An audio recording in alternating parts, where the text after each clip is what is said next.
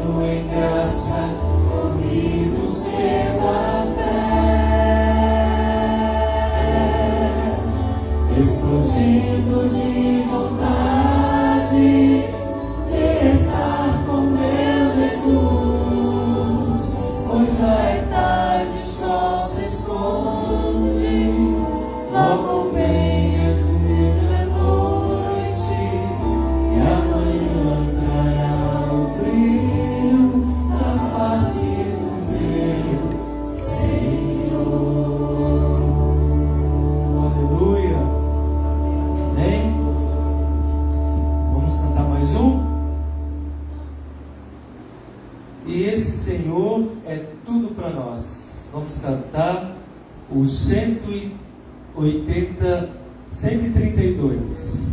Eu amo esse hino, gente, já viram cantar várias vezes, né? E vocês, tudo bem aí? O que está acontecendo, hein? Você quer o meu microfone? Toma.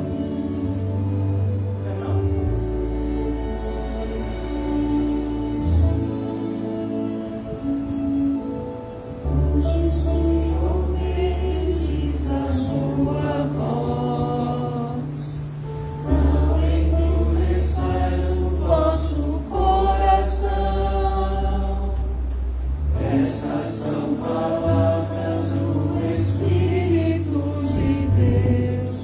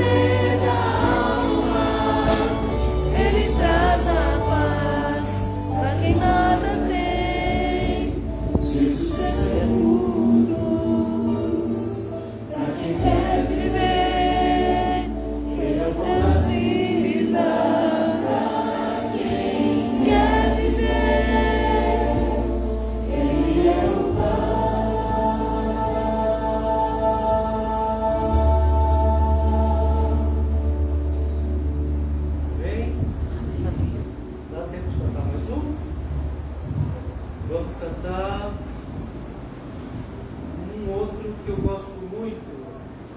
Não, vamos passar. Alguém tem alguma escolha? Não tardará. Não tardará? É, do Inácio. Não tardará. Jesus vai voltar, né? Graças a Deus por isso.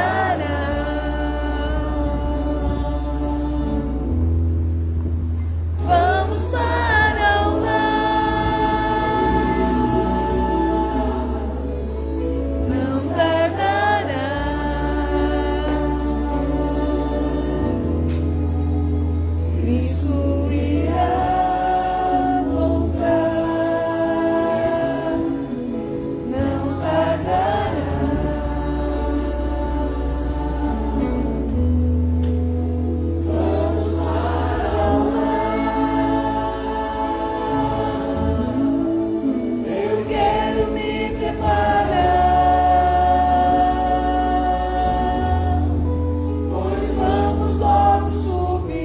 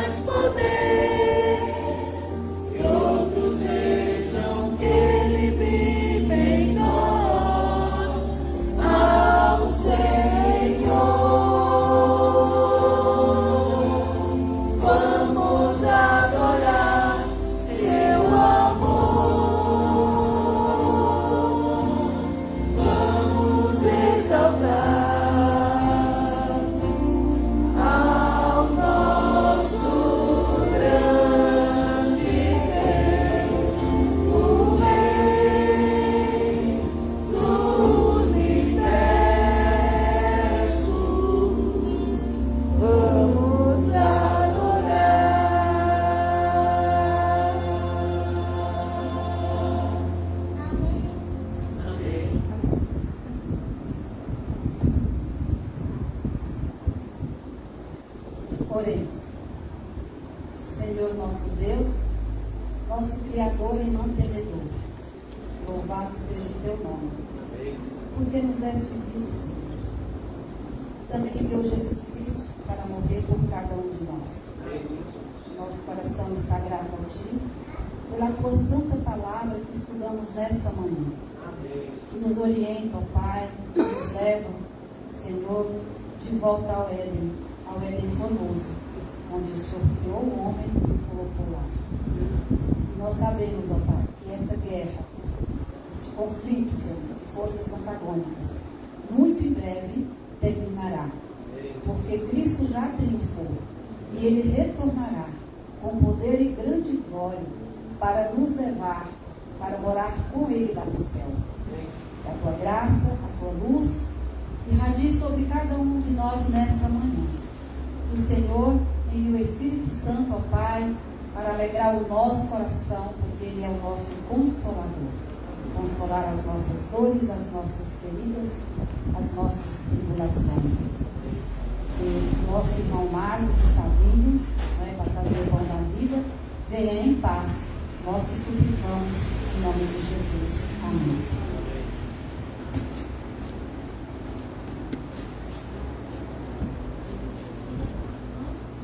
Provai e vede histórias de fé e fidelidade, alimentando universitários.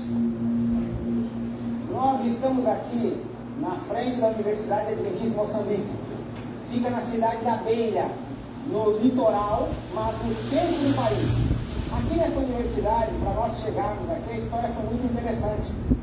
Eu era professor de teologia na FAAMA, Faculdade Adventista da Amazônia, ali próximo a Belém. E Malu era a coordenadora pedagógica lá na mesma instituição. Estava num lugar muito confortável, muito bem construído, muito bem administrado. De repente recebo um e-mail que escreveu para mim perguntando se não aceitaria um desafio de vir para o campo missionário. E eu fiquei assim pensando, poxa, meus filhos, minha família, passa tanta coisa na cabeça, mas eu nunca tinha pensado assim de ser missionário além do mar. Eu olhei para ele e falei, sério? Vambora! A resposta de Malu pegou o pastor Heraldo de surpresa. Ele imaginava que a esposa iria recusar o convite, mas ao aceitar, o pastor interpretou como um sinal de Deus. Quando chegaram, o campus da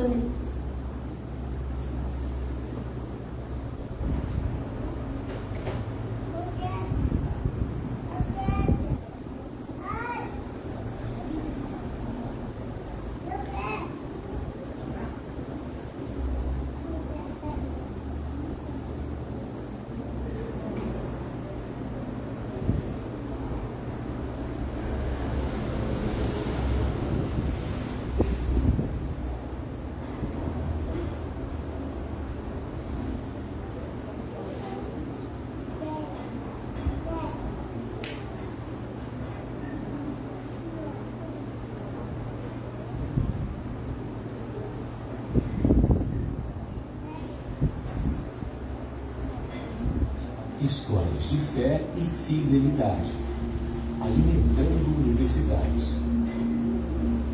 Nós estamos aqui na frente da Universidade Adventista de Moçambique. Fica na cidade da Beira, no litoral, mas no centro do país. Aqui nessa universidade, para nós chegarmos aqui, a história foi muito interessante. Eu era professor de teologia na FAAMA, Faculdade Adventista da Amazônia, ali próximo a Belém.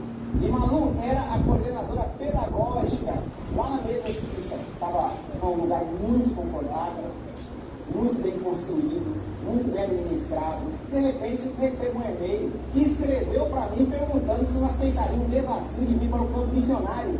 E eu fiquei assim pensando, poxa, meus filhos, minha família, passa tanta coisa na cabeça, mas eu nunca tinha pensado assim de ser missionário além do mar. Eu olhei para ele e falei, sério? Vambora! A resposta de Malu pegou o pastor Heraldo de surpresa. Ele imaginava que a esposa iria recusar o convite, mas ao aceitar, o pastor interpretou como um sinal de Deus. Quando chegaram, o campus da universidade estava em decadência. Havia carência de necessidades básicas, como comida. Esse aqui é um fogão a carvão. Você coloca o carvão aqui, você coloca a panela aqui e vai esquentando, cozinhando. Esse aqui é o fogão típico desse país. Eu encontrei um rapaz cozinhando arroz numa panela desse tamanho, bem pequeno, e um pouco de repolho em cima. E eu perguntei, essa é a sua única refeição desse dia? Ele falou para mim, sim, essa aqui é a única refeição que eu vou comer hoje. E eu disse assim, isso aqui vai dar para matar sua fome? Foi a hora que ele me respondeu, não é só para mim não, pastor, é para mim e para mais 2. O pastor Heraldo e sua esposa sabiam que os alunos não conseguiriam estudar e aprender com fome, então pediram a ajuda de Deus. E ele respondeu por meio de um missionário que doou recursos para a construção de uma cantina. E agora a universidade serve refeições diárias. Muitas mudanças estão acontecendo na Universidade Adventista de Moçambique. Novos prédios e áreas de estudos foram implementados e o corpo docente dobrou em 2 anos. A igreja do campus estava em péssimo estado, mas agora tudo foi renovado. Uma nova biblioteca foi construída, livros foram doados e a universidade recebeu o mais alto nível de credenciamento do país. O corpo docente também desenvolveu um instituto para preparar os alunos para a missão. Esse instituto missionário fez com que após o almoço eles viessem para cá juntos eles recebem treinamento. São divididos em grupos, onde atendem crianças, idosos, ex-adventistas, hospital, dão estudos bíblicos. E essas visitas aqui ao redor da comunidade têm causado um impacto muito forte, tanto para a comunidade, quanto na vida dos estudantes. Nós já temos pessoas que, graças a Deus, já aceitaram a Jesus, pessoas que já se batizaram. Somente no ano passado, além de manter o entusiasmo pela missão, este projeto ainda levou 17 pessoas ao batismo. Esse é o foco. Uma universidade missionária, com estudantes missionários para cumprir a obra missionária que Deus fez. Deus pode nos usar de maneira simples. Com toda a nossa simplicidade, Deus tem nos usado e nós temos nos sentido útil na vida das pessoas. Mas ainda há muitos desafios.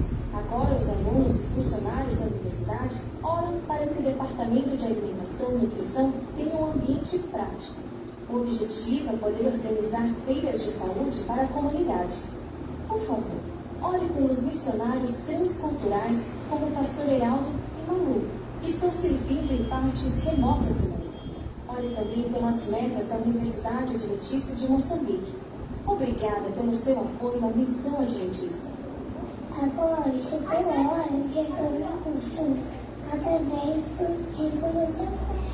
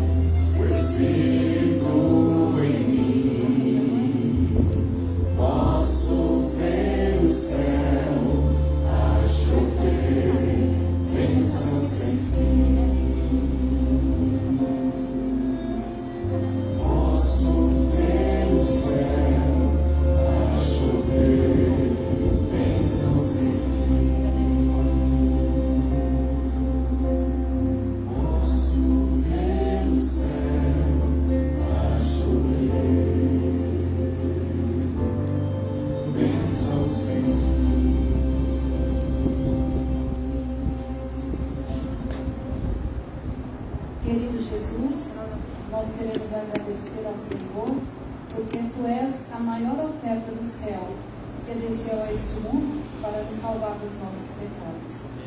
Pai querido, que essas ofertas aqui recolhidas sejam de grande valia, Senhor, para a Tua obra na face da terra, para levar muitos aos Teus pés, e assim, Senhor, abreviar a Tua volta. Abençoa cada doador e aqueles que ainda não puderam fazer. Pelo sangue de Jesus nós te pedimos. Amém, Senhor.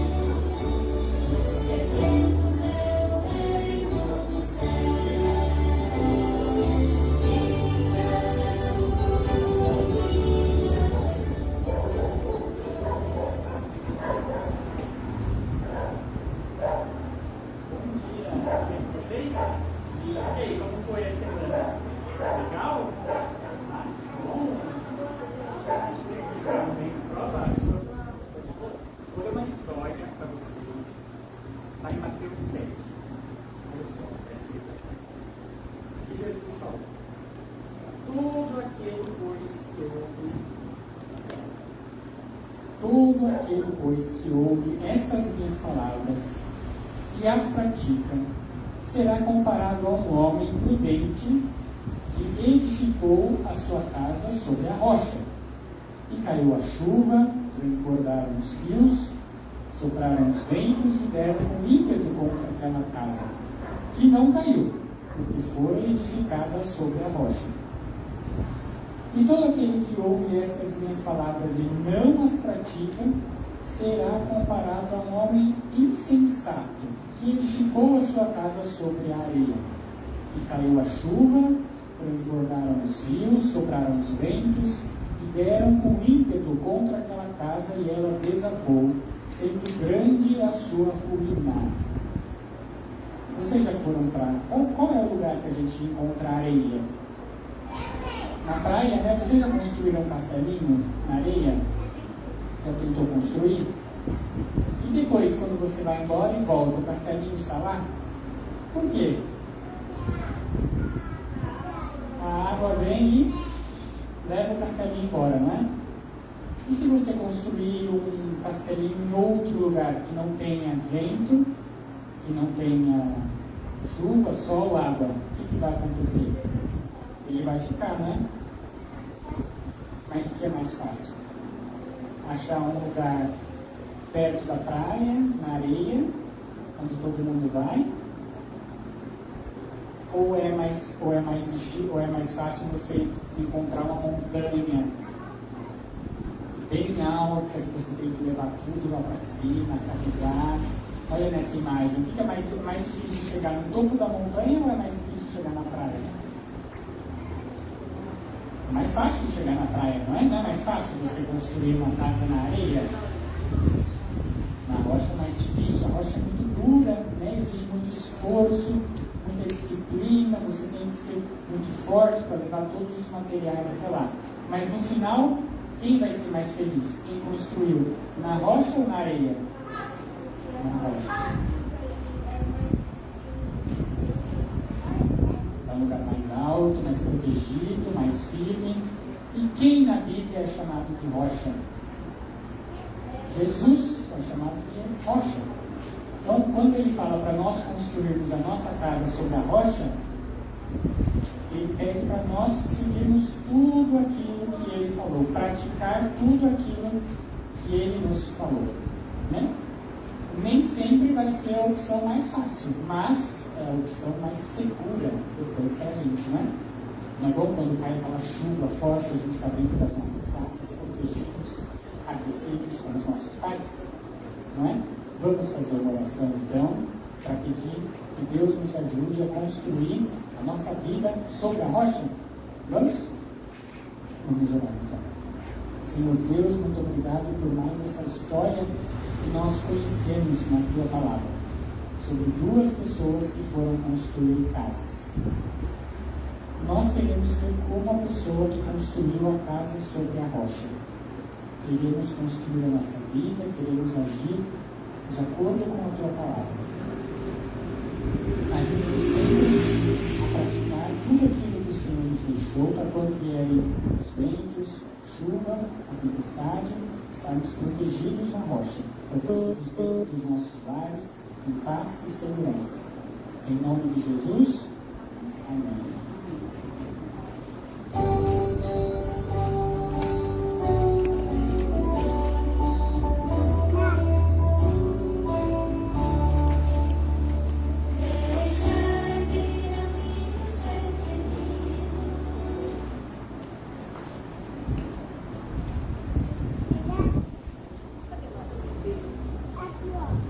Feliz sábado. Eu vou ler aqui nos Salmos, tem muito a ver com o que a gente faz todos os dias. Alegrei-me quando me disseram, vamos à casa do Senhor. Pararam os nossos pés junto à tua porta, ó Jerusalém. Jerusalém que está construída como cidade compacta, para onde sobem as tribos do Senhor. Como convém a Israel, para renderem graça ao nome do Senhor. Lá estão os tronos da justiça, os tronos da casa de Davi. Orai pela paz de Jerusalém. Sejam prósperos os que te amam. Reine em paz dentro dos teus muros, e prosperidade nos teus palácios. Por amor dos meus irmãos e amigos, eu peço, haja paz em ti. Por amor da casa do Senhor, nosso Deus, buscarei ao teu bem. Com esse pensamento, vamos nos colocar de pé e louvarmos a Deus com o hino 346. Vamos agradecer.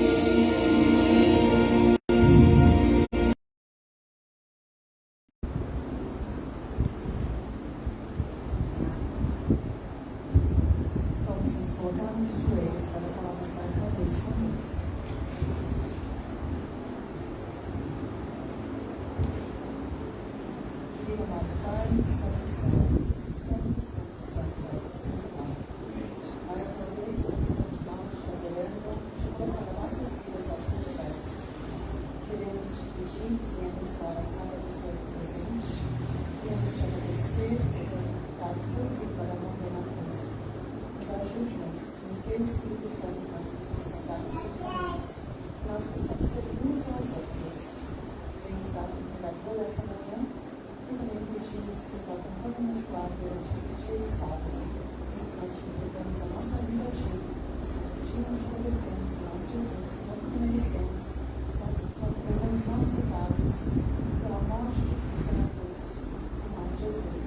Amém.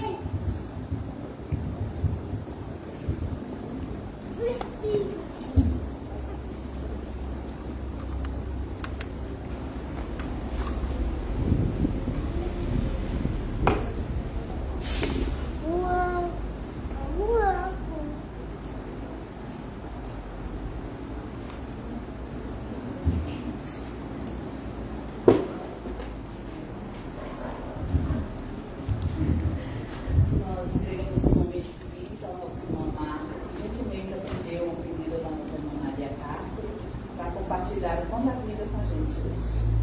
Agradecer, Marco.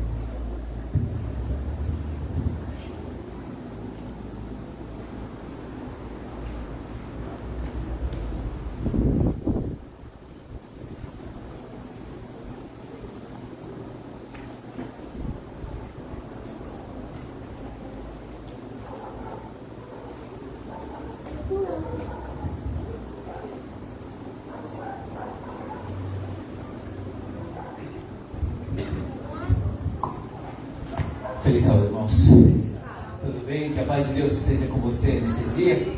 Queremos dar as boas-vindas também para aqueles que estão nesse momento nos assistindo através da transmissão daqui da Igreja Adventista de Vila Jataí. Queremos agradecer a cada um de vocês. Obrigado por vocês estarem aqui nesse momento. Agradeço muito a irmã Maria. Cadê a irmã Maria? Muito obrigado pelo convite, irmã Maria.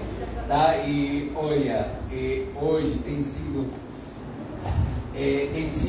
hoje eu estava falando para meu filho assim: pastores têm esse privilégio de estar numa igreja de manhã, uma igreja no culto e uma outra igreja na tarde. Tá? E esse é o meu caso hoje. Eu estava hoje lá na Igreja Adventista da Granja Viana. Estávamos com a classe de juvenis lá, chegamos até lá, fizemos tudo aquilo que nós precisamos fazer. Depois a gente correu para aqui, para vir aqui exatamente para a Igreja Vila Jataí, e de tarde nós estamos servindo na Igreja de Lúcia, né? E um dia eu estava cansado, muito cansado de servir, de estar sempre entregando, de estar sempre fazendo algumas coisas, e eu fui falar com o irmão Carlos. O irmão Carlos é um irmão que eu admiro muito, parte da Igreja Adventista lá de Grupo, e ele mora no interior. E eu fui às 10 da noite na casa dele, eu fui chorar. Eu fui chorar na casa. Eu tinha muita dificuldade naquela época. Eu estava com muitos desafios. Meu filho era pequeno ainda, tinha 2, 3 anos. Eu tinha muita dificuldade. Eu fui lá, conversamos até a 1 da manhã. Ele me atendeu até 1 da manhã. E eu disse para ele assim: irmão, a gente serve até lugar, serve a outra coisa, e a gente continua servindo, a gente continua entregando a nossa vida. Ele só falou uma frase para mim.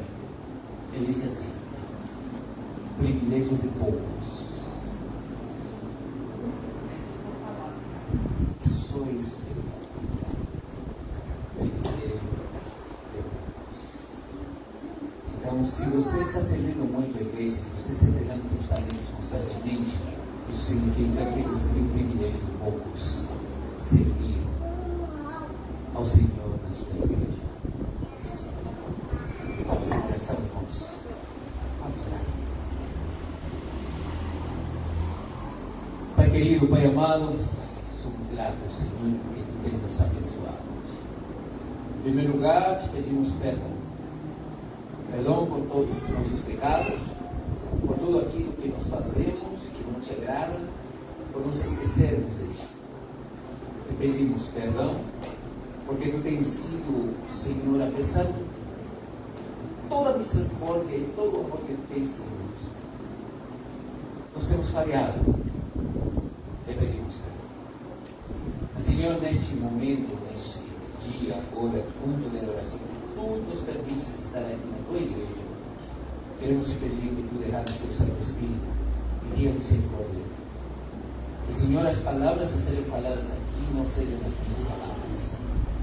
Senhor, e que os corações de nós todos, de todos nós, estejam abertos para ouvirmos a tua mensagem e sairmos, Senhor, daqui sabendo que nós temos ouvido todos. Em tuas mãos entregamos nossas vidas, sem merecer. Em nome sagrado de Cristo Jesus. Amém.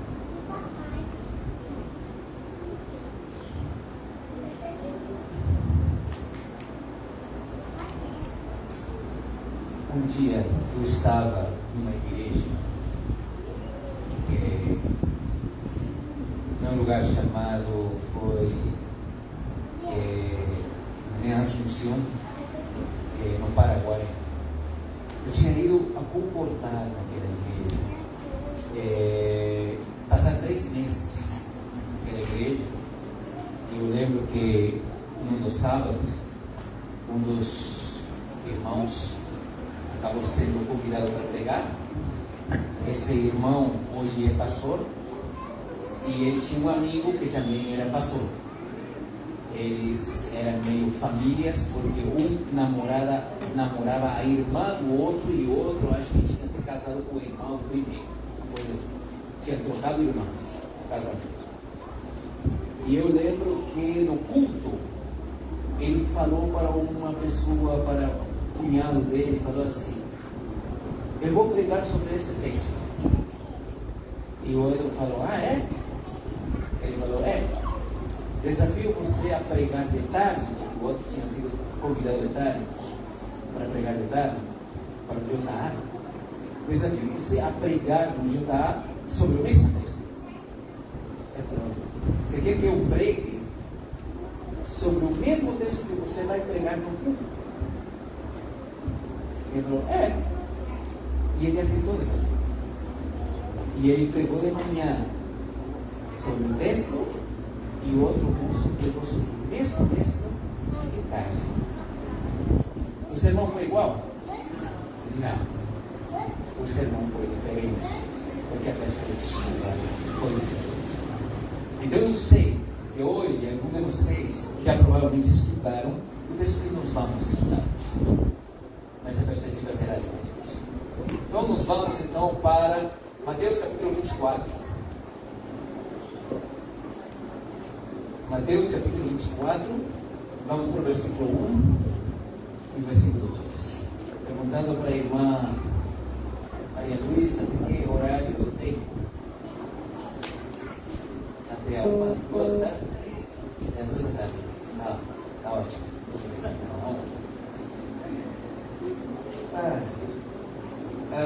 Mateus capítulo 24,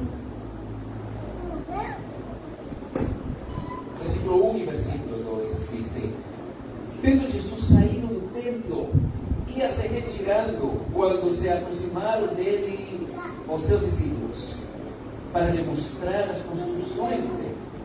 Ele, porém, lhes disse: não vedes tudo isto? Em verdade vos digo que não ficará aqui pedra sobre pedra que não seja derribada. Jesus está com seus discípulos, ele está com outras pessoas. A audiência de Jesus era grande. Então Jesus, ele sai desse público e vai com seus discípulos para outro lugar. Versículo 3. No Monte das Oliveiras, achava-se Jesus sentado, quando se aproximaram dele os discípulos, em particular lhe pediram: dize-nos, quando sucederão essas coisas? Quando serão essas coisas? E que sinal haverá da tua vida e da consumação do Senhor? Mateus capítulo 24, versículo 1 até o versículo 3. Sabe, quando eu vejo esse texto, eu fico me perguntando: quando vai acontecer a segunda vinda de Jesus? Será que a segunda vinda de Jesus será daqui a 10 anos? Será 15 anos? Será que a vinda de Jesus será daqui a 5 anos? Romanos, quando a gente vai para Mateus capítulo 24, versículo 36, o versículo 36 diz assim: mas a respeito daquele dia e hora, ninguém sabe, nem os anjos dos céus, nem o Filho, senão o Pai. Ou seja, ninguém sabe o dia e a hora da vida de Jesus. Mas se você vai para o versículo 26, no mesmo capítulo, diz: portanto, se vos disserem, versículo 27, porque assim como o relâmpago sai do Oriente, se mostra até no Ocidente, assim há de ser a vida do Filho. Então tem duas características da vida de Jesus aqui. A primeira, ninguém sabe a hora. A segunda é que será vista por todas as pessoas.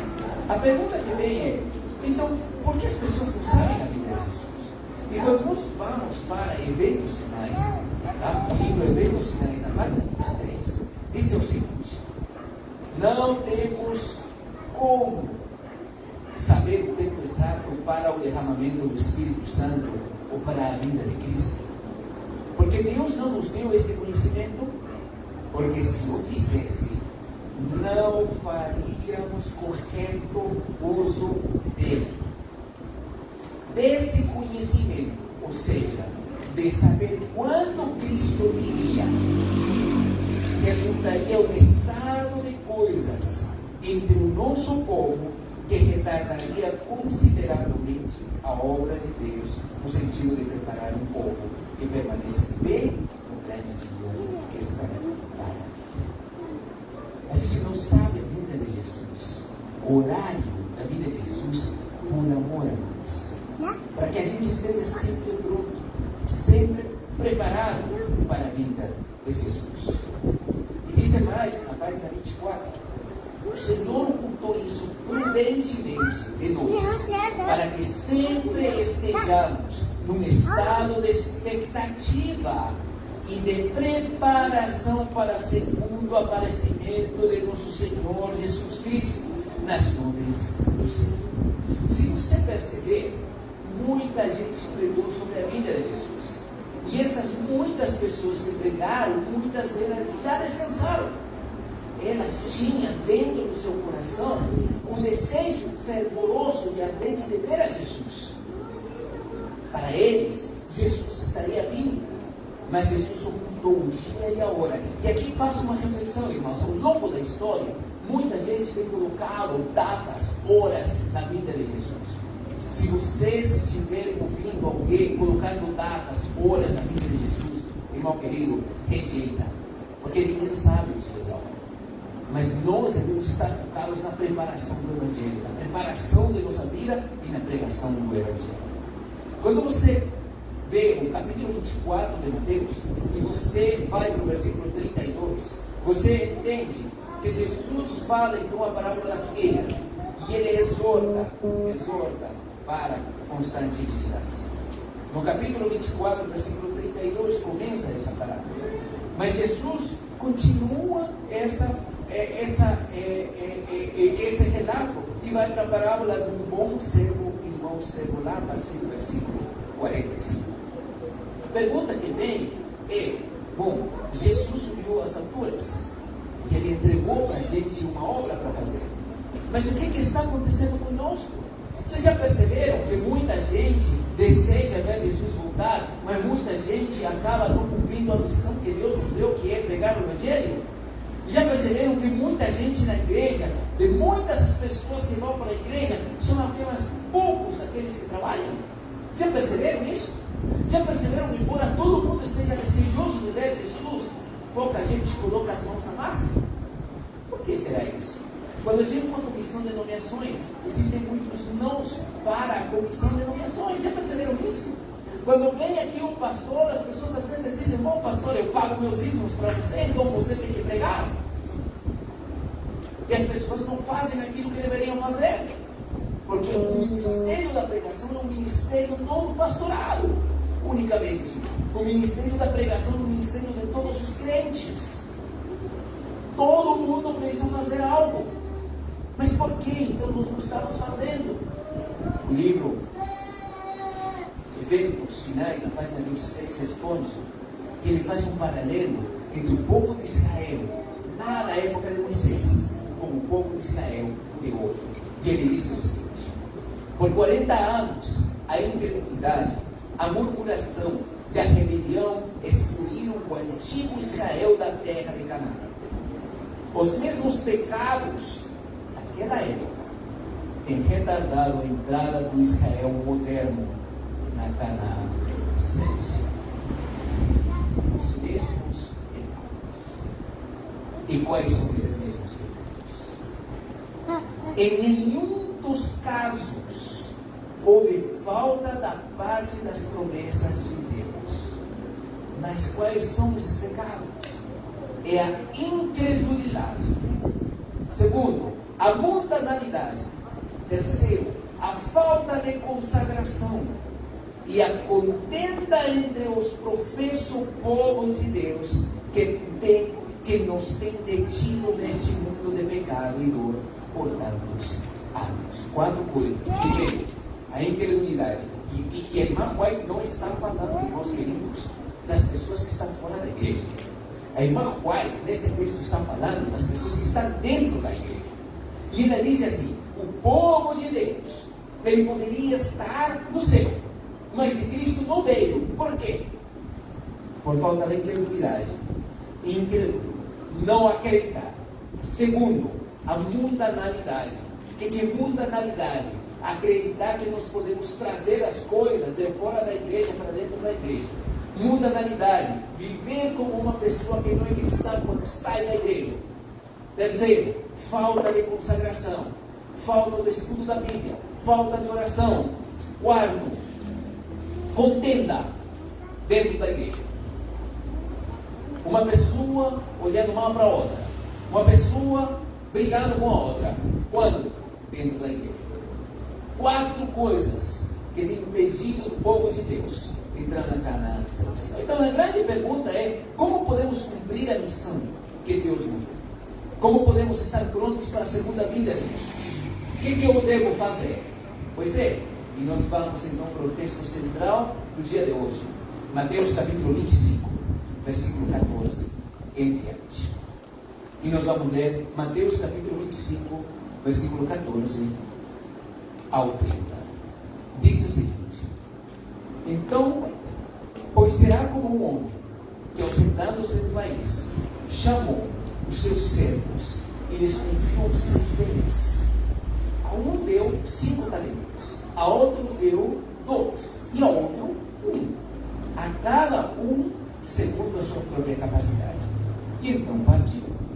O que recebera 5 talentos saiu imediatamente a negociar eles e ganhou outros 5. Do mesmo modo, o que recebera 2 talentos, outros 2. Mas o que recebera 1, saindo, abriu uma cova e escondeu o dinheiro do seu senhor. Depois de muito tempo, voltou o senhor daqueles servos e ajustou todas as coisas.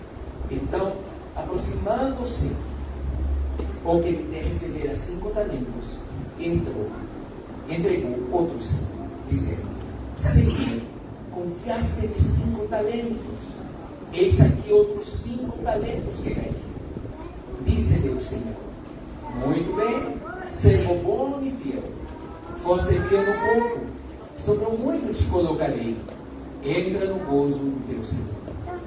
E aproximando-se também o que recebera 2 talentos, disse: Senhor, 2 talentos me confiaste. Aqui tens outros 2 que ganhei. Disse-lhe o Senhor: muito bem, servo bom e fiel. Foste fiel no pouco, sobre o muito te colocarei. Entra no gozo do teu Senhor. Chegando por fim ao que recebera 1 talento, disse: Senhor, sabendo que és homem severo, que ceifas onde não semeaste, que juntas onde não espalhaste, receoso, escondi na terra o teu talento. Aqui tens o que é teu. Respondeu-lhe, porém, o Senhor: servo mau e negligente, sabias que ceifo onde não semeei e ajunto onde não espalhei. Cumpria, portanto, que entregasses o meu dinheiro aos banqueiros, e eu, ao voltar, receberia com juros o que é meu. Tira depois o talento dai-o ao que tem deles, porque a tudo o que tem se lhe dará e terá em abundância, mas ao que não tem, até o que tem lhe será tirado. E o servo inútil, lançai-o para fora, nas trevas, ali haverá choro e ranger de dentes. A gente poderia falar nessa parábola por algumas coisas. E como eu disse ao início, nós poderíamos focar em diversos aspectos. Mas tem apenas 2 aspectos que eu gostaria de compartilhar com vocês nesta manhã. São 2 aspectos que vão nos levar à reflexão dentro desse texto. O primeiro aspecto é que esse texto apresenta um Senhor que vai e volta. Dentro do contexto desta passagem, existe um Senhor que era conhecido. Existem servos que conheciam seu Senhor. Existem servos que sabiam o que tinham que fazer. E o Senhor volta e pede contas daquilo que os servos sabiam que tinham que fazer. Cristo está voltando. E assim como o Senhor da parábola, Ele vai voltar e Ele vai conversar com cada um deles. E vai perguntar, e vai falar com a gente. E vai falar, olha, o que você fez? Com aquilo que você sabia, que você deveria fazer. Eu te entreguei talentos, eu te entreguei dinheiro. Agora eu vou. O que você fez? Mas, quando a gente vai para o texto, existem 3 servos. Esse é aquele servo que ganhou 5 talentos. E ele ganhou 5. O segundo servo recebeu 2. Interessante que Deus, que o Senhor, Ele não fica de mal com o servo que recebeu 2 talentos porque não gerou 5. Muito pelo contrário. O servo que tinha 2 talentos, ele é parabenizado por Deus por gerar 2 talentos, porque ele gerou segundo a capacidade do segundo servo. Assim também, aquele que recebeu 5 talentos, ele gerou 5, porque ele gerou segundo a capacidade do servo que tinha 5 talentos. Deus não pede mais daquilo que nós podemos entregar. Assim como nós não somos tentados mais aquilo que nós podemos suportar, Deus não pedirá contas a gente mais daquilo que Ele nos deu. Eu tenho um filho. Deus vai me pedir contas por um filho. Deus não vai me pedir contas por 3 filhos. Eu tenho um filho e Deus vai me pedir contas por um filho. Mas se você tem 2 filhos, 3 filhos, Deus vai te pedir contas não por um filho. Vai te pedir contas por 2 filhos. Vai te pedir contas por 3 filhos. Veja, se você tem uma casa e é alugada, Deus vai, espera que você seja um bom mordomo. E Deus vai perguntar para você, o que você fez com essa casa alugada? Deus vai pedir contas daquilo que Ele te deu. É alugada, mas você tem poder. E você deve ser um bom administrador. Deus não vai pedir contas para você tendo uma casa alugada como se você tivesse uma casa própria. Faz sentido o que eu estou falando? Sim? Você está me acompanhando? Deus é justo. E Deus pede contas segundo aquilo que te deu. Veja, por exemplo, se você é profissional e você fala com os profissionais da área, se você tem um talento a mais, você precisa administrá-lo corretamente e eventualmente fazer pontes para pegar o dinheiro. Eu não tenho o talento que você tem. Deus não vai me pedir contas por aquilo que você sabe fazer e eu não. Faz sentido? Tudo bem? Então a segunda reflexão que eu trago aqui para vocês é: Deus pede contas segundo aquilo que Ele te deu. E Deus é justo. Mas a segunda parte desse tema eu gostaria de refletir no servo que recebeu um talento. Tá. E uma coisa interessante, a irmã White, no livro Conceitos sobre o ela dedica um capítulo para a parábola dos talentos e ela dedica um capítulo para o servo que recebeu um talento. De tanta importância que a irmã White apresenta para esse servo que recebeu um talento, ela dedica um capítulo. E nesse capítulo ela faz algumas reflexões. E a primeira reflexão que eu trago para vocês é a seguinte: dizendo ela, nesse capítulo, que ao longo dos últimos minutos que nos restam, eu vou apenas ler algumas passagens, mas eu não vou nomear o capítulo, uma vez que eu estou nomeando. Diz assim: alguns daqueles a quem foi confiado apenas um talento se excusam por não terem um número tão grande de talentos como os que receberam muitos talentos. Como o mordomo infiel esconde na terra o talento, temem dar a Deus o que ele lhes confiou. Empenham-se em empreendimentos mundanos, mas pouco investem. Se é que investem em alguma coisa, na causa de Deus. O perigo da comparação é latente quando nós falamos da pessoa que tem um talento. E nós não podemos comparar nossa vida com a vida de outras pessoas. Nós não podemos comparar os talentos que nós temos com os talentos das outras pessoas. Nossa, mas aquele irmão toca piano, toca violino, toca trompete, toca isso, eu não toco nada. Eu não posso me comparar. Tem um texto em João capítulo 21, versículo 20 até o 22, quando Jesus estava conversando com Pedro. Naquele texto, Jesus fala assim: Pedro, você me ama? E Jesus disse: Senhor, eu te amo. E Jesus fala, lembra desse texto? Apacei os meus cordeiros. E depois Jesus fala isso 3 vezes para Pedro. Jesus me ama? Pergunta. Mas depois Pedro olha para trás e vê que o discípulo que amava Jesus, o discípulo amado, estava seguindo Pedro. Sabe, esse texto é incrível, irmãos. E por que é incrível? Porque quando Pedro pergunta para Jesus assim: Senhor Jesus, você está falando várias coisas para mim. Obrigado, Senhor. Mas e esse daí? E aqui, esse daí? E quanto é esse, Senhor? A resposta de Jesus é a seguinte: respondeu-lhe Jesus: se eu quero que ele permaneça até que eu venha, que te importa? Quanto a ti, sim. E Jesus está dizendo para você o seguinte: por que você olha para outras pessoas? Por que você olha a vida das outras pessoas? Não, mas a outra irmã fala isso. Por que você olha? O que te importa? Você é sério.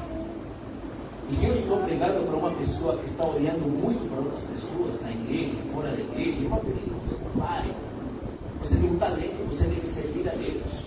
Ah, mas não tem mais. Você precisa servir a Deus e fazer a sua parte. Não se compare. Porque Deus já falou para Pedro: cara, se eu quero que ele faça isso, o que te importa? Você decida. Segunda reflexão que eu trago para vocês é que todo mundo tem talentos. A irmã White diz o seguinte: a todos, tanto aos importantes como humildes, ricos e pobres, tem um mestre conferindo talentos. A alguns mais, a outros menos, segundo a sua variada capacidade. Irmão querido, você tem talento. Não, mas como eu vou servir? Essa é outra pergunta. A pergunta é, não é se você tem talentos. A pergunta é, qual é o seu talento? A pergunta é, qual é o meu talento? O que eu sou? Como é que eu posso servir a Deus? E a pergunta que você deve fazer é exatamente essa. A terceira reflexão que eu trago para vocês está relacionada com a bênção de Deus. Isso é uma coisa incrível, irmão queridos. E essa é uma das coisas que um dia eu estava na faculdade, alguns anos atrás eu era professor da faculdade AMB Morumbi, não sei se vocês conhecem, professor da faculdade AMB Morumbi, e eu me sentava lá no meio de uma quantidade de professores, tá? E chegou um professor, ele tinha mais ou menos 70, 72 anos de idade, o professor que trabalhava comigo, ele era mestre em contabilidade, tá? E nas nossas conversas de professores, assim, nós conversamos sobre uma série de coisas. Professor, na academia as pessoas têm que dar sua opinião. Não existe necessariamente, ou seja, medo de dar a opinião. Tem opiniões erradas. Mas a gente dá e compartilha opiniões. E a gente tenta convencer um, tenta convencer o outro, e é normal. E tinha um professor lá que ele falava assim: Jesus Cristo era comunista. 72 anos, eu olhava assim para ele. E ele falava assim: por isso que eu sou comunista, porque a Bíblia é comunista. E aí um dia eu falava para ele, eu conversando com ele, que ele tinha aquela coisa de mentorar as pessoas, mentorar os professores, né? Eu disse para ele: professor, mas se você for para a Bíblia não é comunista. É mais, para ser comunista, você precisa não ser cristão. Porque se você for comunista, você não pode ser cristão. E se você for cristão, você não pode ser comunista. Existe diferença. Ou você é cristão ou comunista. Não existe cristão comunista. O que existe é cristão que não entende adequadamente a palavra de Deus. E eu explicando para ele, eu disse para ele: escuta, na Bíblia existe uma série de coisas que eu falo para vocês. E este é um dos textos que me impressiona, porque em Deuteronômio, as bênçãos que Deus dá são para todos, prometidas para todos, mas não se cumprem em todos. Se você for para Deuteronômio capítulo 30, por exemplo, Deuteronômio capítulo 30, versículo 19, Moisés fala o seguinte para o povo de Israel: aos céus e a terra tomam hoje por testemunhas contra ti, que te propus a vida e a morte, a bênção e a maldição. Escolhe, pois, a vida, para que vivas tu e a tua descendência. No comunismo não existe livre-arbítrio. Jesus te dá livre-arbítrio. Segundo, no comunismo você tem que fazer aquilo que te manda. Na Bíblia, Jesus te dá a oportunidade de escolher.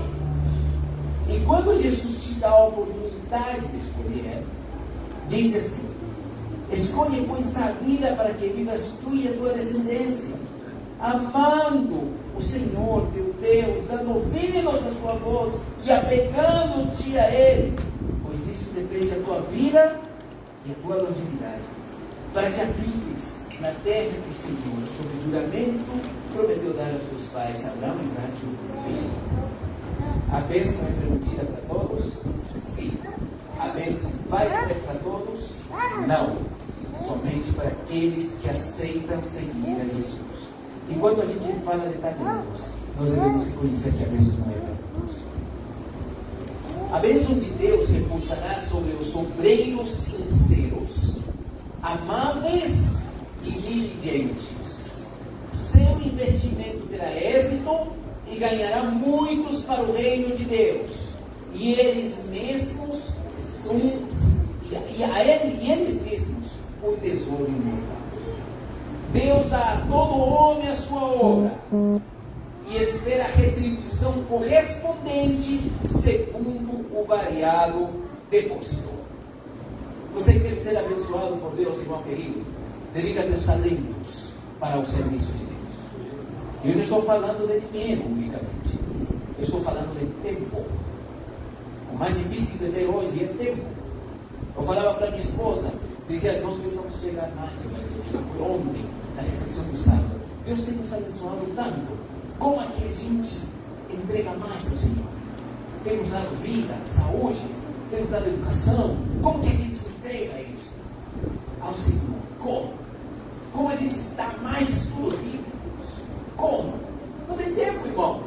Na verdade, não é que não tem tempo, não tem prioridades. Todo mundo deve fazer algo pela causa de Deus. Todo mundo precisa dedicar tempo, seu templo, seus tesouros, seus talentos para o Senhor. E então a bênção do Senhor virá quando tua prioridade esteja com Jesus.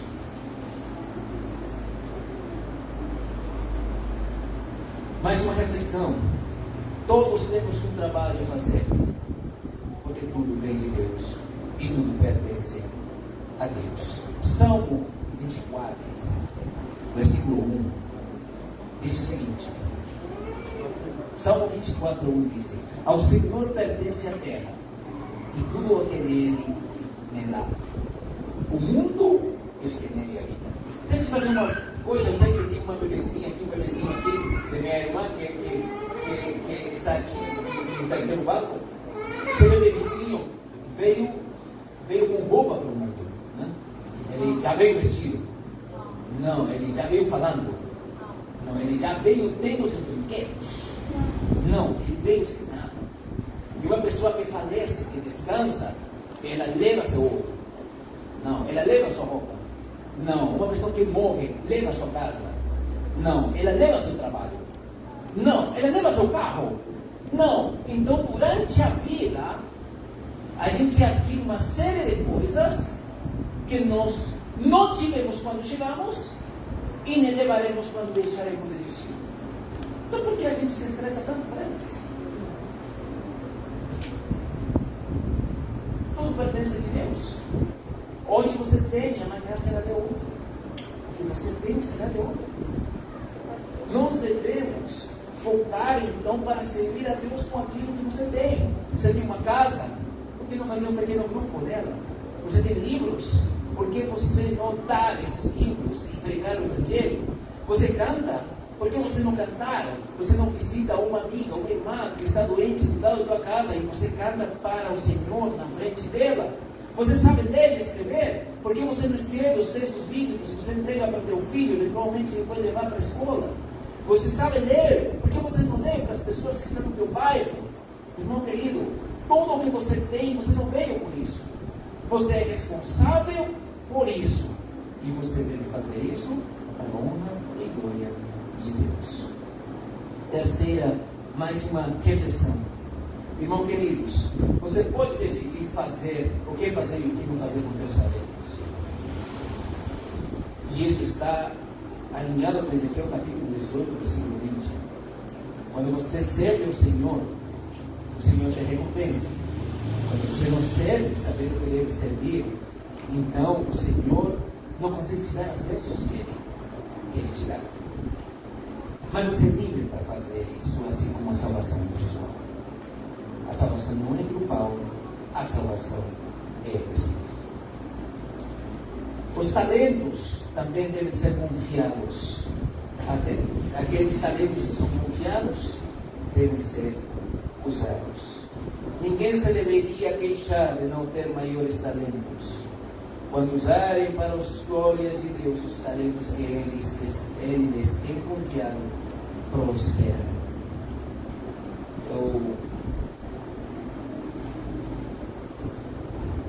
Eu me lembro de jovens que usaram seus talentos quando eram jovens.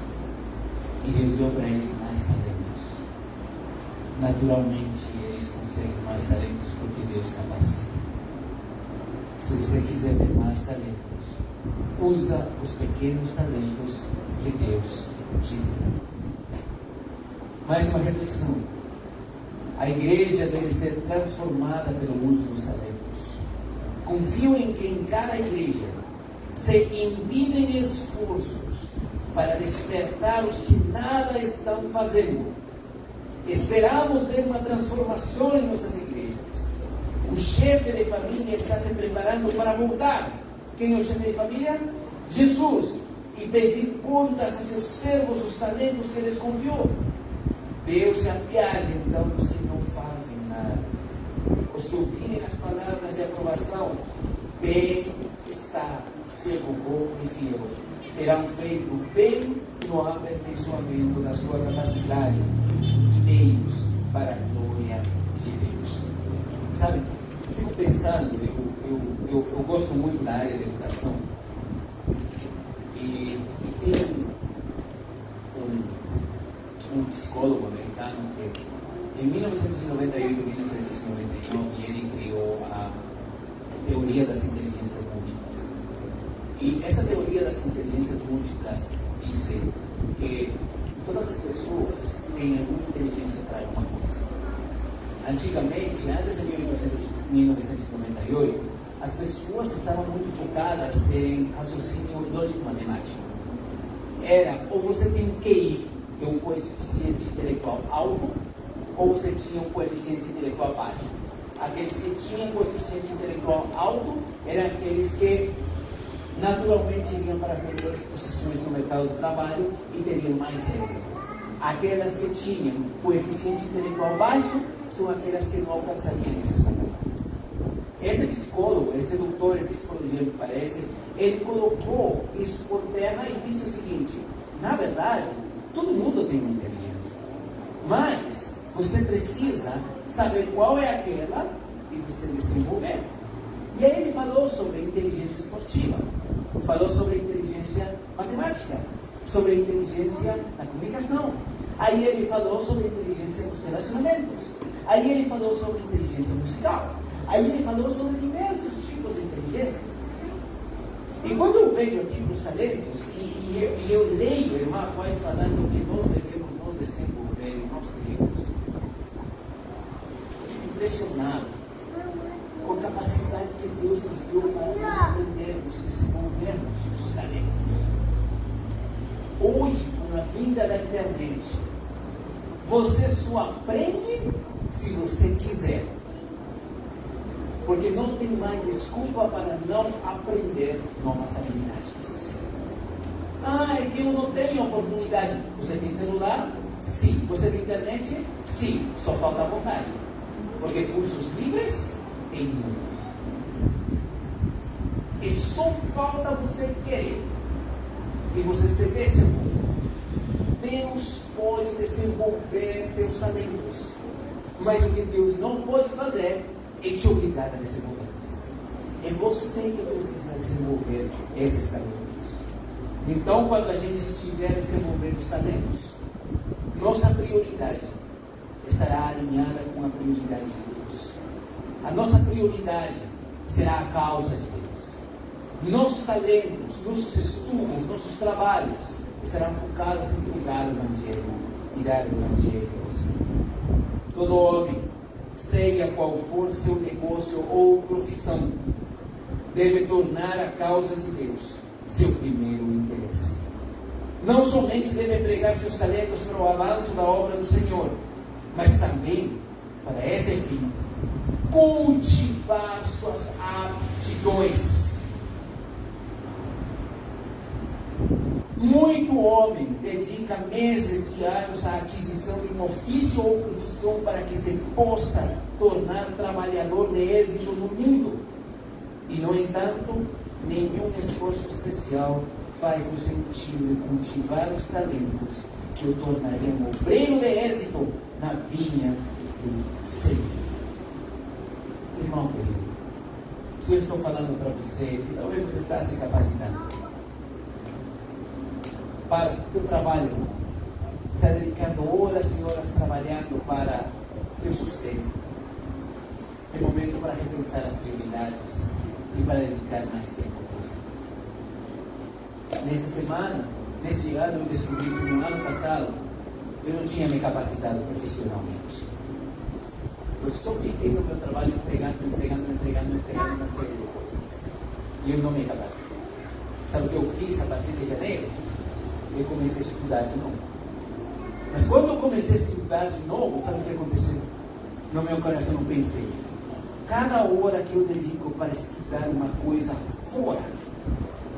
para fora, eu perco 1 hora do meu tempo para estudar uma coisa com qual eu posso servir melhor. Sabe o que eu fiz? Eu comecei a ler livros. E um dos livros que hoje eu estou lendo, um livro chamado A Música na Igreja, do Dr. Daniel Plank, argentino. E eu leio quando eu vou para o trabalho e quando eu estou em trânsito. Porque eu preciso aproveitar meus momentos para, assim como eu me capacito fora, eu preciso me capacitar para servir melhor a igreja. E se você está preocupado em se capacitar, irmão querido, eu quero dizer para você que a maior capacitação que você pode ter está nas Sagradas Escrituras. Um dia desses eu estava pensando: Senhor, eu preciso de Bíblias para o meu trabalho. E aí veio um pensamento assim para mim: Senhor, será que eu não posso ler Bíblias diretamente da tua palavra? Será que eu não posso estudar a tua palavra e ter de tua palavra ideias para colocar no meu trabalho? Irmãos, nós precisamos estar mais próximos de Deus. Precisamos estar mais firmes no chamado do Senhor. E quando nós estivermos firmes no chamado do Senhor, nós pregaremos o Evangelho com a maior naturalidade possível. Sabe?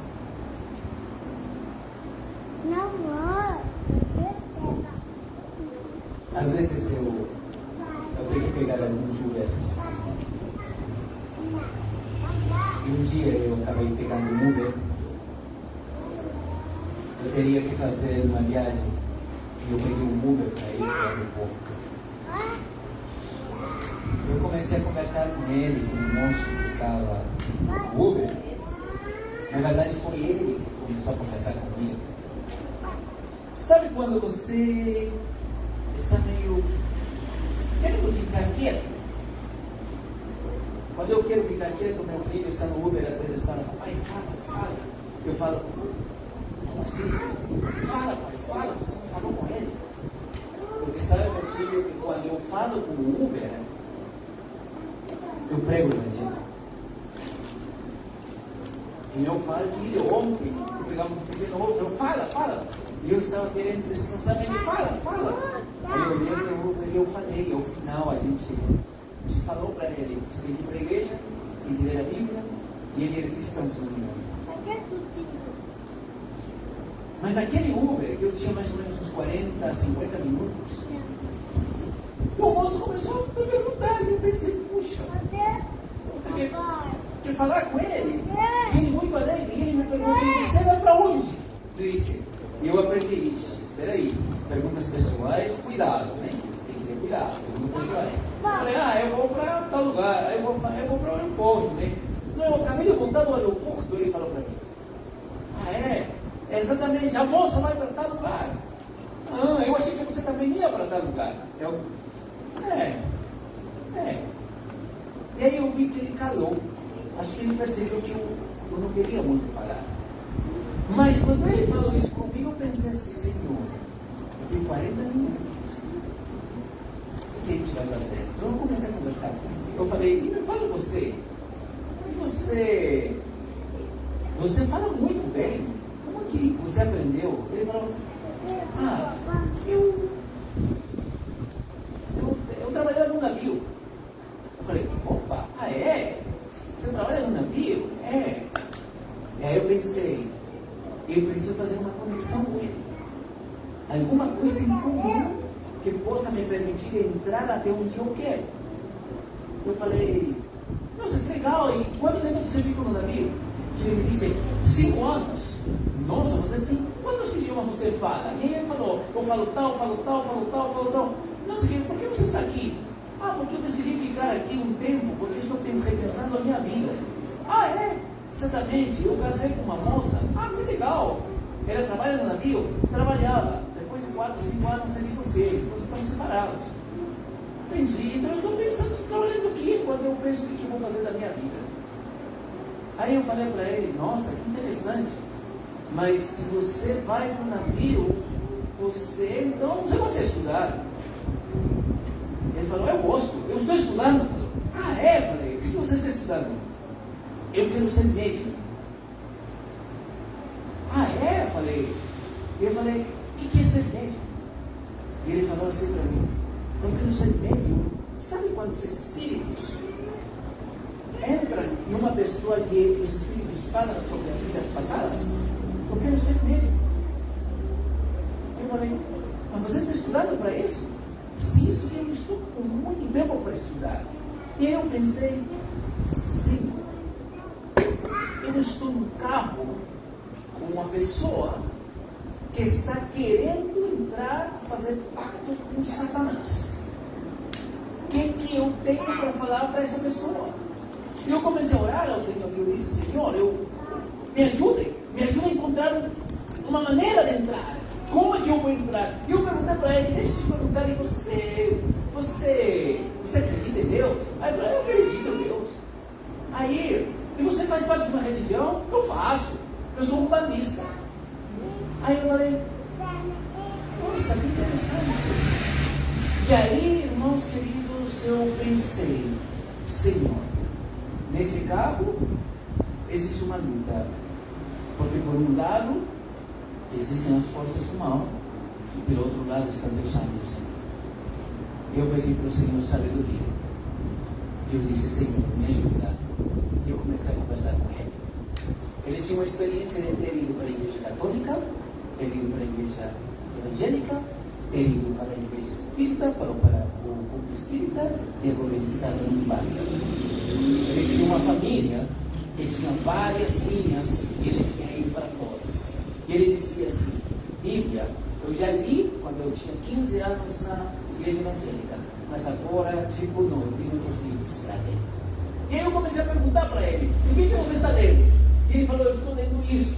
Legal, estou lendo isso. Tá legal. E você, como considera? Ele me explicou algumas coisas que para fazer um deparo entre a igreja católica e a igreja dele. E aí eu perguntei para ele, quem é Jesus? E ele falou para mim assim, Jesus também é uma entidade, um espírito lá dentro da área dele hoje. Ah, é? Falei, é mais, para nós Jesus, o maior de todos os médicos. Ah, é? Eu falei para ele, exatamente. E eu perguntei para ele, então você deve estudar Jesus? Ele falou, exatamente, eu preciso estudar Jesus. Eu falei, Senhor, obrigado. Porque aonde nós encontramos a palavra de Jesus? Fala para mim. Na Bíblia. Porque agora eu podia ter uma ponte para levar esse moço para onde? Para a Bíblia. Segundo a experiência dele, aquilo que ele fazia, eu podia agora pregar para ele. Para falar para o Senhor, Senhor, me ajuda. Sabe o que eu fiz? Eu falei para ele assim, então você precisa estudar Jesus? Ele falou, sim. E você, que livro você está usando para estudar Jesus? E ele me disse assim, bom, eu ainda não comecei, mas tem alguns livros de alguns autores, fulano, tal, que eu vou ler. Eu falei para ele, mas por que você vai ler esses autores, rapaz? Ah, porque eles estudaram. Cara, mas tem autores que eles viveram com Jesus. Ele olhou assim para mim, ah, é? Você já ouviu falar de Mateus? Mateus, ele foi discípulo de Jesus. Se você quiser estudar Jesus, por que você não estuda Jesus com Mateus? Aí ele olhou para mim, ah, é? E tem mais um. Você já ouviu falar de João?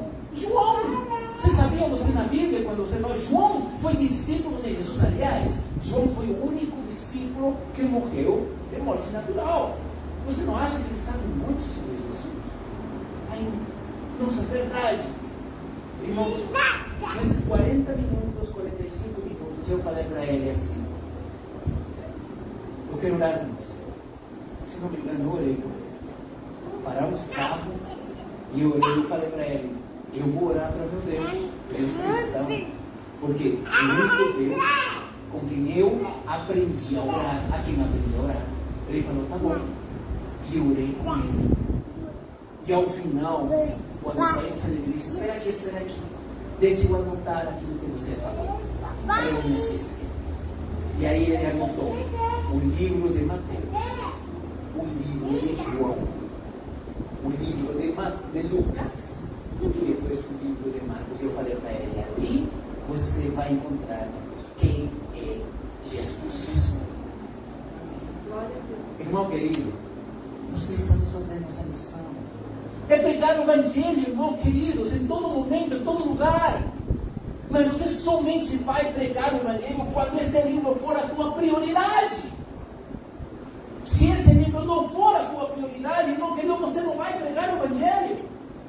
Tem pais falando assim, meu filho está fora da igreja, meu filho está difícil. Irmão querido, qual é a motivação que você tem para você mostrar ao teu filho que você ora, que você estuda a Bíblia, que hora você acorda, teu filho te vê de joelhos, teu filho te vê estudando a Bíblia?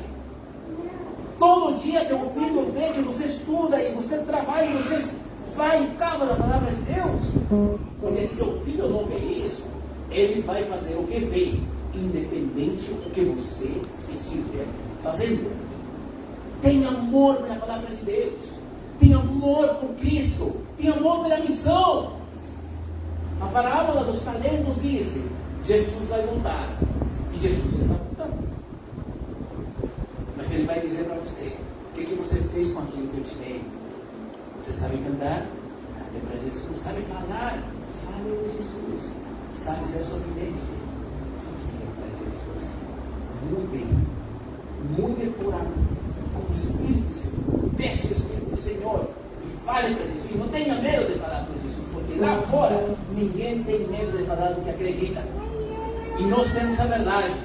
Fale a verdade e não tenha medo de falar aquilo que você acredita, porque assim você dará glória a Deus. Você fala de Jesus, não porque os outros falam, mas porque Deus te deu uma missão: pregar o Evangelho com tudo aquilo que você tem. Hoje você está na igreja. Próximo sábado você poderá não estar. Como você vai passar essa semana? E olha, deputado, que o Senhor te abençoe e te guarde. Que o Senhor faça resplandecer o seu rosto sobre ti e lhe dê misericórdia. Que o Senhor faça resplandecer o seu rosto sobre ti e te dê paz. Você que tem tua Bíblia, que você ama a Bíblia, que você vem com a Bíblia aqui para a igreja, coloca a tua Bíblia junto ao coração. Abraça a tua Bíblia junto ao coração. E nós vamos orar. Pai querido, Pai amado, obrigado, Senhor, que Tu tem nos abençoado nesta manhã. Oh Senhor, quão maravilhosos são os Teus caminhos. Nós amamos, Senhor, Te amamos e nós amamos a Tua palavra. Senhor, nós abraçamos a Tua palavra e colocamos-a próximo de nosso coração, sabendo, Senhor, que a Tua palavra é nossa prioridade, deve ser nossa prioridade. Senhor, nós amamos a Tua palavra, nós queremos mais a Tua palavra. Senhor, por favor, nos abençoe, faça com que nossa vida seja transformada, que nós abracemos a Tua palavra não somente fisicamente, mas que em qualquer momento onde nós estivermos, nós possamos meditar nela e poder pregá-la, compartilhá-la, Senhor, falar de Ti. Abençoa essa igreja, abençoa, Senhor, cada um dos membros que estão aqui presentes. Abençoa aqueles que nos estão escutando também através das redes sociais. E permite, Senhor, que Teu Santo Espírito transforme nossas vidas e nos prepare para a Tua segunda vida. Vem logo, Senhor. Estamos te esperando. Em nome de Jesus. Amém.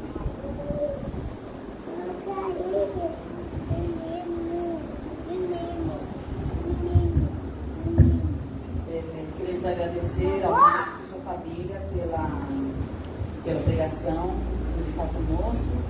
E para encerrarmos, vamos cantar o hino 471, porque Ele vive.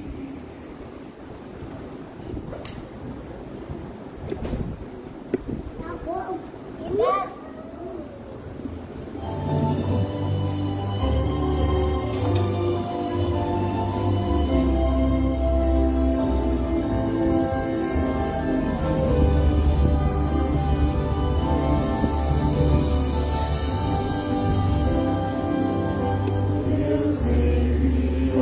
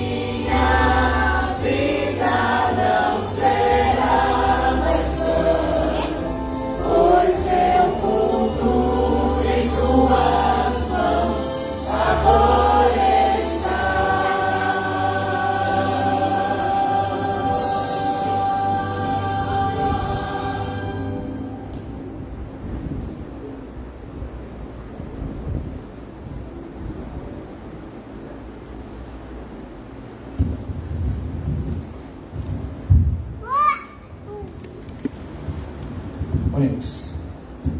Senhor, pedimos perdão porque até aqui nós não temos cumprido com a missão que nos deste. Mas a partir de agora, nós precisamos de ajuda. Muita ajuda do Teu Santo Espírito. Nos ajude a fazer a nossa parte para sermos fiéis mordomos e receber-te com alegria nas nossas mãos. Te amamos, Senhor. Vê logo, em nome de Jesus. Amém.